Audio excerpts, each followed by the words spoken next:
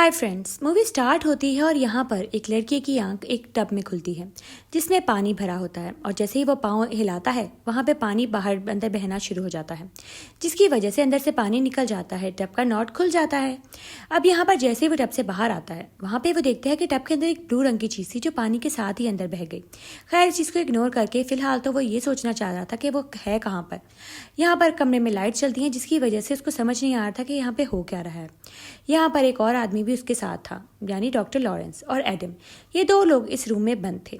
ये शायद कोई पुराना सा वॉशरूम था, लेकिन इनको कुछ समझ नहीं आ रही थी कि यहाँ पर पहुंचे कैसे। ये लोग तो अपने अपने काम पर थे। एडम एक फोटोग्राफर होता है और डॉक्टर लॉरेंस एक डॉक्टर। और यहाँ पर बीच में एक लाश पड़ी हुई थी, खून से लथपथ, जिसके हाथ में एक रिकॉर्डर था। अब यहाँ पे एडम उससे कहता है कि तुम्हें जानते हो कि हम यहाँ पे आए कैसे हैं और हमें यहाँ पर कौन लाया है।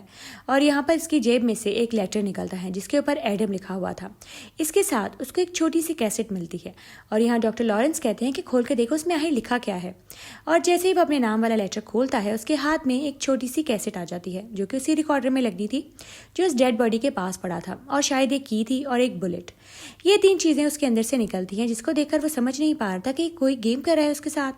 अब यहाँ पर उस की से वो खोलने की कोशिश करते हैं अपने अपने लॉक्स को जिससे उनके पाँव बंधे हुए थे, लेकिन ऐसा कुछ भी नहीं हो पा रहा था। वो नहीं खुल रहा था और इनके पास टाइम शॉर्ट था क्योंकि इनके पास एक टाइमर लगा हुआ था जिसके अकॉर्डिंगली इनको यहाँ से निकलना था अपने अपने टास्क कंप्लीट करके। खैर, बहुत मुश्किल से वो रिकॉर्डर को खींच के अपनी साइड पे करता है एडम, क्योंकि उसको इसके अंदर कैसेट लगा के सुनना था कि आखिर इसके अंदर लिखा क्या है और कौन क्या बताना चाह रहा है उसको।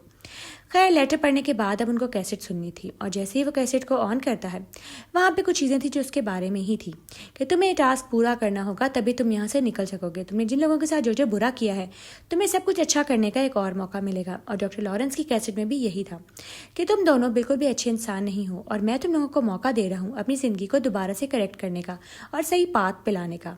खैर, अब ये सुनकर डॉक्टर लॉरेंस को कुछ समझ नहीं आ रही थी। वो दोनों तो एक दूसरे के सामने बिल्कुल इनोसेंट बन रहे थे। वो कहते हैं कि हम तो एक बहुत ही अच्छे और नॉर्मल इंसान है, अपनी जिंदगियों में मसरूफ अपनी अपनी फैमिलीज के साथ। खैर, अब वो यहाँ से बाहर निकलने का तरीका फिगर आउट करने लगते हैं। उनको आपस में मिलकर काम करना था तभी वो यहाँ से निकल पाते। अब इनके पास एक क्लू आता है जिससे वो खोलते हैं और यहाँ पर एक एक्स थी।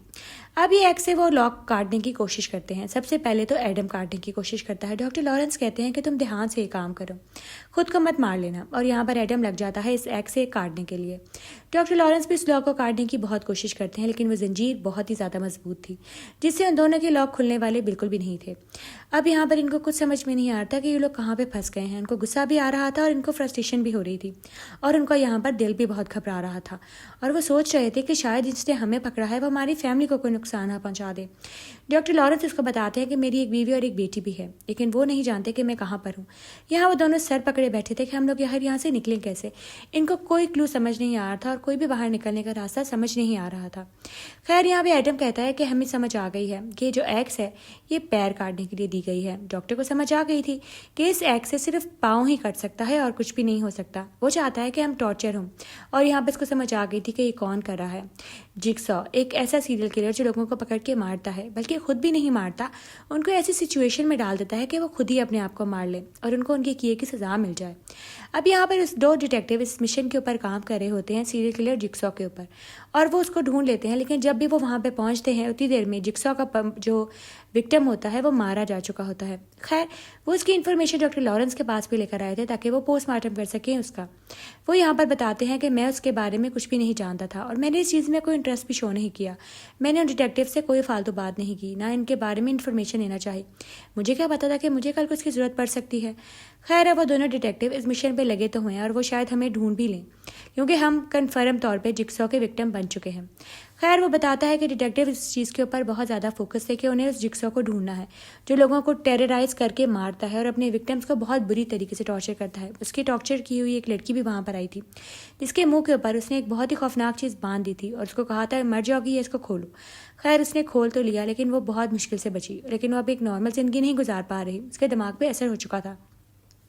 अब यहाँ पे एडम और डॉक्टर लॉरेंस सोच रहे थे कि वो क्या करें। एडम बहुत हाइपर हो जाता है और यहाँ पे चीज़ें तोड़ने लगता है, जिसकी वजह से डॉक्टर उसे कहते हैं वो यही चाहता है कि तुम अपनी एनर्जी ज़ाया करो और सोच समझने से बिल्कुल कासिर हो जाओ, लेकिन तुम्हें अपनी एनर्जी को बहाल रखना होगा, अपने आप को बेहोश नहीं कर लेना।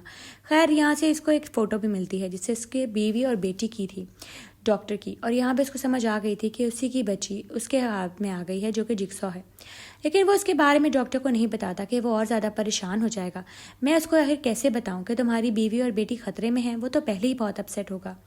खैर ये लोग लाइट्स ऑफ करते हैं और उनको एक और क्लू मिलता है, जिसके अकॉर्डिंगली वो चीज़ें निकालते हैं और यहाँ पर डॉक्टर लॉरेंस के हाथ में एक फ़ोन लग जाता है और एक छोटा सा लेटर भी और एक सिगरेट भी। इस लेटर पे लिखा हुआ था कि तुम्हें उस आदमी को मारना होगा। अगर तुमने एटम को मार लिया तब मैं तुम्हें यहाँ से बाहर निकलने दूंगा, लेकिन उस तुम्हारी बीवी और बेटी भी खतरे में है। खैर यहाँ पर डॉक्टर को कुछ समझ नहीं आती कि मैं क्या करूँ। वो उसको मारना नहीं चाहता था क्योंकि वो उसका एक साथी बन चुका था।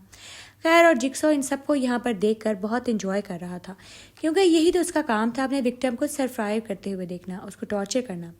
खैर यहाँ पे डॉक्टर की बात अपनी बीवी और बेटी से भी हो जाती है और वो उसको बताते हैं कि ये आदमी हमें मार देगा। वो आदमी डॉक्टर को कहता है कि अगर तुमने एडम को ना मारा तो मैं तुम्हारी बीवी और बेटी को मार दूंगा। तुम्हें अपना टास्क टाइम से पूरा करना है, अगर टाइम ऊपर हो गया तभी मैं उसको मार दूंगा। तुम्हें फिगर आउट करना होगा कि तुम क्या करो, अपनी टांग को छुड़वाओ और उसको मारो।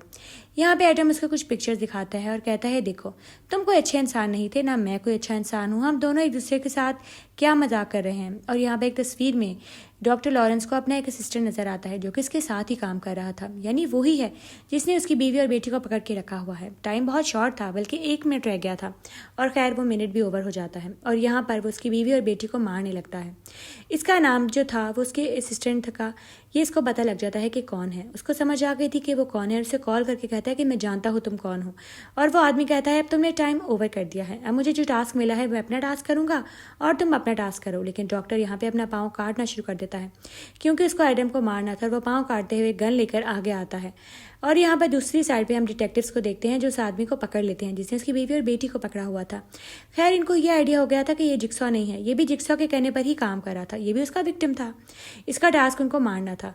खैर डॉक्टर यहाँ पर आगे आ जाते हैं और यहाँ पर वो आदमी भी पहुंच जाता है और वो कहता है कि मेरी जान भी तभी छूटेगी जब मैं अपना टास्क पूरा करूंगा। लेकिन यहाँ पे डॉक्टर उसके ऊपर अटैक कर देता है, वो अपनी बीवी और बेटी के कातिल को छोड़ने वाला नहीं था। अब यहाँ पे एडम भी उसको मार देता है और यहाँ पर वो दोनों फिर से साथ हो जाते हैं क्योंकि वो दोनों दोस्त बन चुके थे। वो दोनों दूसरे को संभाल रहे होते हैं कि हमें अब हिम्मत नहीं हारनी, हमें उस आदमी को पकड़ना जिसने हमारे साथ ये सब कुछ किया और हमें इतना टॉर्चर किया और हम उसको नहीं छोड़ेंगे। खैर इसकी जेब से खोल कर देखते हैं तो उनको समझ आ गई थी कि ये जिक्सॉ नहीं है, ये भी हमारी तरह उसका एक विक्टिम है। उसके हाथ में भी वही रिकॉर्डर था जैसे इनके पास था, उसकी कैसेट में भी यही कहा गया था कि तुम्हें उनको मारना होगा। और ये बात इनको समझ आ गई थी कि अभी भी जिक्सॉ के करीब तक ये लोग नहीं पहुंचे। इनको नहीं पता कि जिक्सॉ कौन है जिसने इनके साथ ये सारी भयानक गेम की और उनकी जान को खतरे में डाला और उनकी जान के बल्कि टॉर्चर कर दी।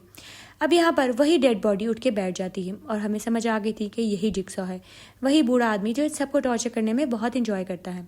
वो यहाँ डेड बॉडी बन के दोनों को ऑब्जर्व कर रहा था और देख रहा था और ये वही आदमी था जो उस डॉक्टर के हॉस्पिटल में आया था और उसका इलाज नहीं हो पाया था क्योंकि वो बहुत बूढ़ा था। डॉक्टर उसका इलाज नहीं कर पाए और उसको जवाब दे दिया, जिसकी वजह से वो डॉक्टर से भी बदला लेना चाहता था और इससे भी।